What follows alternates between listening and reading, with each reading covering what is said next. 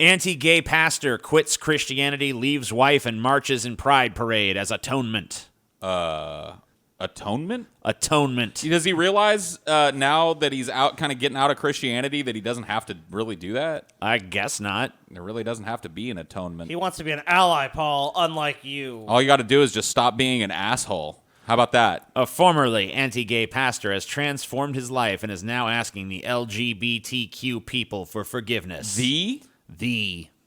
Huh. Or I guess there is no. Oh, no, there I is guess no. I thought that was a little weird. Yeah, like, who are they? We're becoming an entity, dude.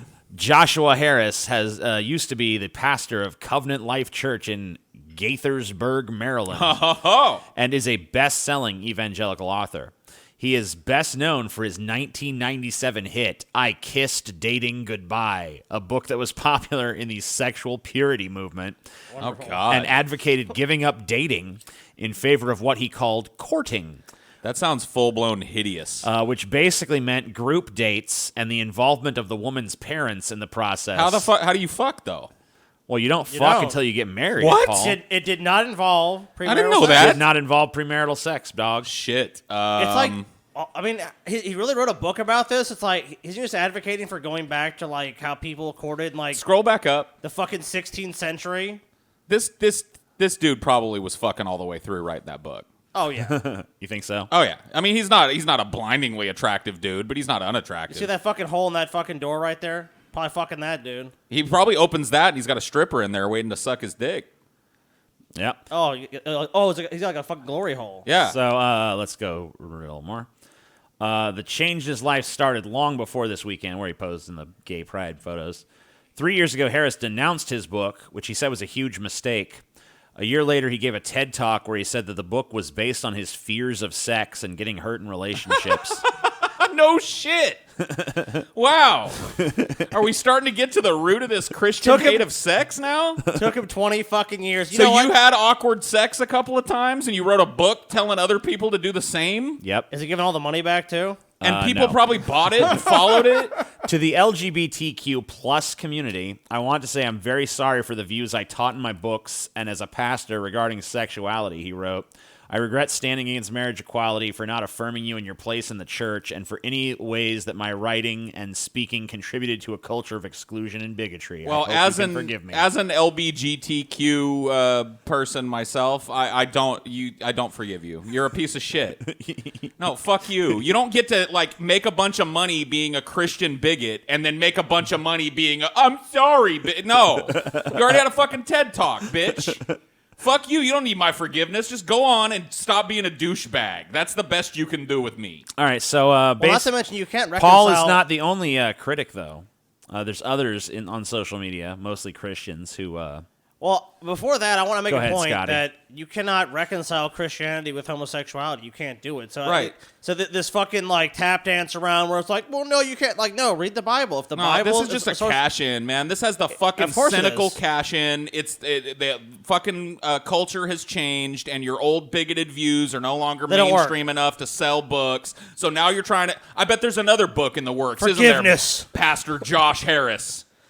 I kissed bigotry goodbye. Yeah, asking A for sequel forgiveness. to- A pastor's journey to the truth. Fuck you. What do you think? Oh, yeah. Here's an Instagram picture of you eating a rainbow donut. Yep. You definitely love the gays. Fuck you. If you don't smell this shit coming at this point, I don't know what to tell you. Joshua Harris, at Harris Josh, has made his apostasy very public. He denied Christ. He's blasphemed God's law and gospel. He's become an evangelist for apostasy and homosexuality. These are not neutral or innocent acts. He's declared war against Christ and the souls of men. The souls of men.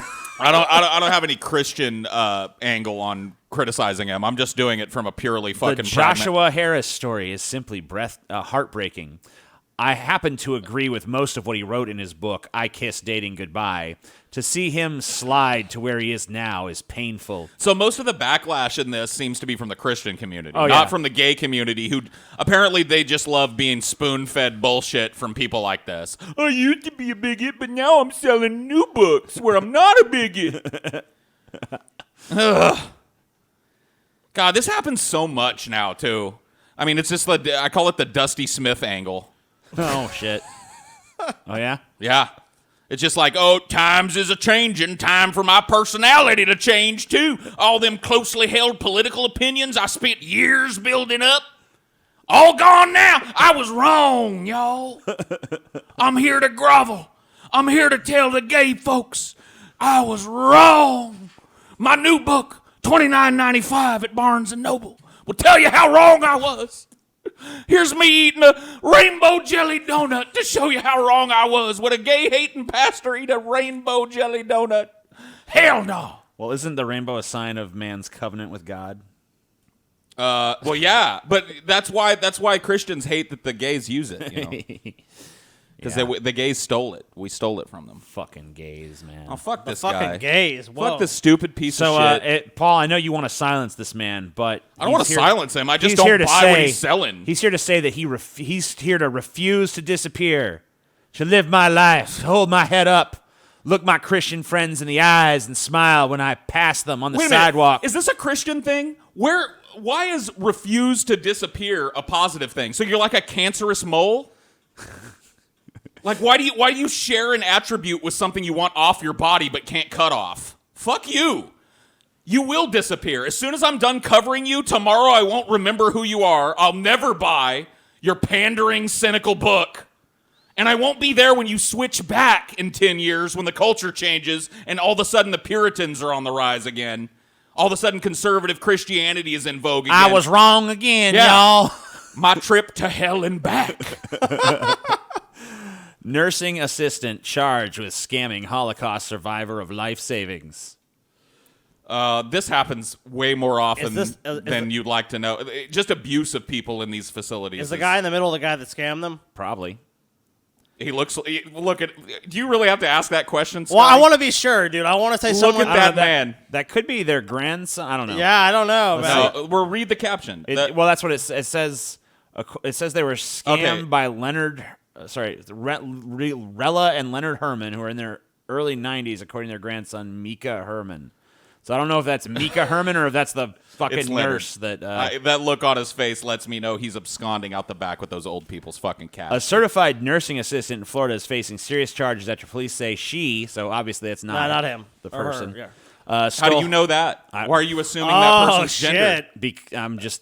I don't know. I felt safe in doing so. You can't win this society. She just give up. Police Just give say up. she stole hundreds of thousands in life savings from a Holocaust survivor and her husband. Miami-Dade. Why the fuck do 90-year-olds have, like, why are you still saving at that point? I actually read this story. What are you saving for? These are actually reparation payments from the German government. Oh.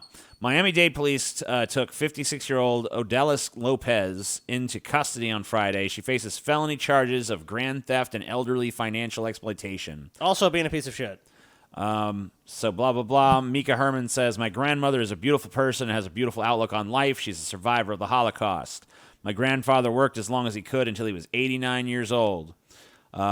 Police said Lopez, who worked for the Hermans as a CNA for years, ripped off most of the couple's savings. It was disgusting. She started spending just exorbitant amounts of money. Mika That dude Herman in the said. picture is her lover. He helped her do this. Oh, shit. They have been stripped of everything. He helped her. I know Everything. it. That look on his face just lets me You're know. just like, I see his face. Look at his face. That's the face of a man who steals from Holocaust people. That is the face of a man who would fuck you up the ass when you bent over to pick your credit card up that you dropped. Wow. Look at him. That's Wow. the look on his face right there before he drops trowel and fucks the guy that's reaching for his credit card. Damn, Paul. I can just tell. Dude. I know a scumbag when I see The one. dude on the right looks like, what's his name? Hoggle from fucking Labyrinth, dude. He does. Hoggle don't need no friends. It's Hoggle, dude. Wow, cool. I always wanted Hoggle to Jared. reach 90-something years old and be exploited. He was by- already 90-something years old. Hoggle. No, he wasn't. Hoggle don't need no friends. He was just a heavy drinking man. All right, here. I'll give you a shot-by-shot comparison. You just tell me. A shot by shot. Yeah. Yeah, Hoggle already looks that age to me, Damn, personally. dude. I mean, do they I'm look saying- alike? I though? always I'm assumed seeing it, Hoggle yes. was old. Big, dude, their ears are the same. The ears are definitely The dead nose on. is big. The nose nose is is pretty much the exactly same. the same. The mouth is the same. If Hoggle had a goatee, really, is all that we'd need here. And maybe some more eyebrows on the old man. It's just a hair issue.